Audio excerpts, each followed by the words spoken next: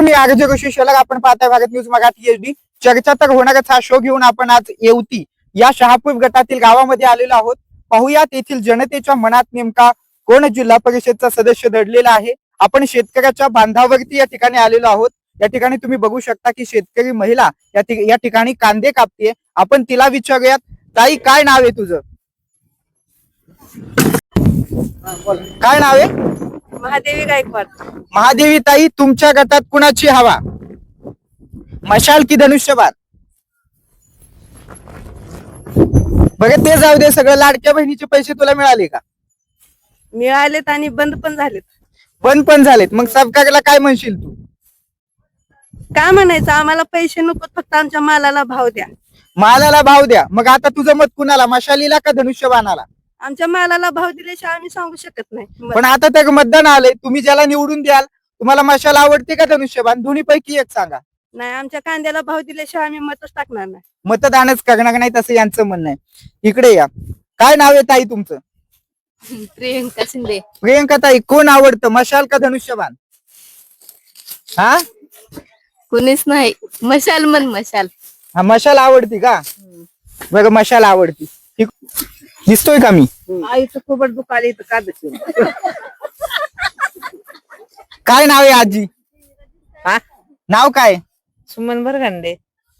सुमन आजी, भरगांडे. मला सांगा, कांद्याला तुमच्या योग्य भाव मिळणार आहे का आता? कांद्याला योग्य भाव आहे का? नाही. नाही का? नाही. इतक्या उन्हात यावं लागतंय साऱ्या सकाळपासून ती पार संध्याकाळपर्यंत 8 तास. 8 तास. सरकारला काय म्हणाल तुम्ही? काय म्हणाल?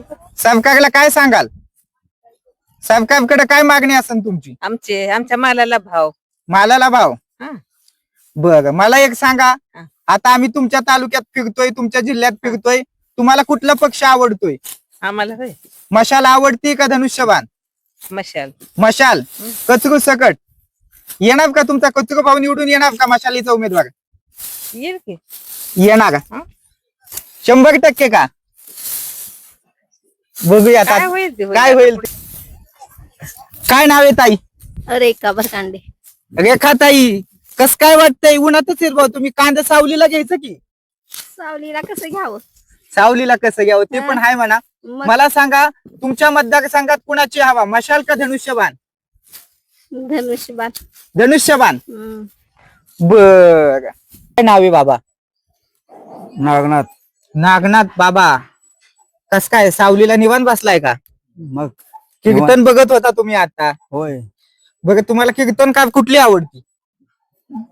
कीर्तन हा, कुणाचं आवडतं?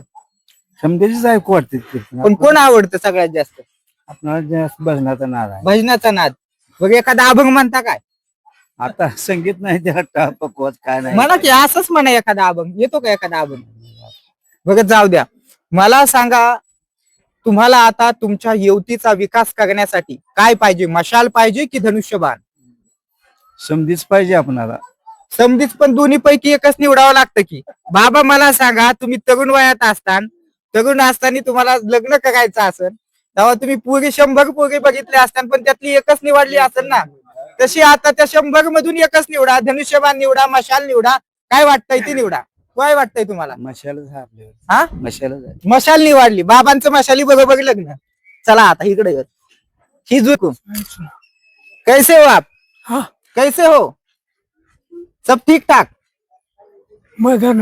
हा, मदन मशाल मशाल. हात. बाप रे, बाबांना मशाल आवडती, चाचा जानला. चाचा जान मशाली क्यों अच्छी लगती क्या मशाल आपको? हाँ. मशाल का काम कैसा है? केवढा तो? चांगलंय, एकदम मस्त. येईल का मशाल? निवडून येईल का? हा, किती टक्के येते. येते निवडून? पण निवडून येईल. या इकडे. काय नाव आहे दादा? विलास दादराव गवळे. गवळे पाटील. कोण पाहिजे तुम्हाला? मशाल मशाल. कशासाठी मशाल? लावण्यासाठी. हा का? हा. काम चांगलंय का मशालीचं? चांगला आहे. चांगलं काम आहे. चांगला आहे. बघा, हा फाटक्या तुटक्या कपड्यातला माणूस देखील मशालीकडे वळतोय. याचा अर्थ या ठिकाणी मशाल निवडून येण्याची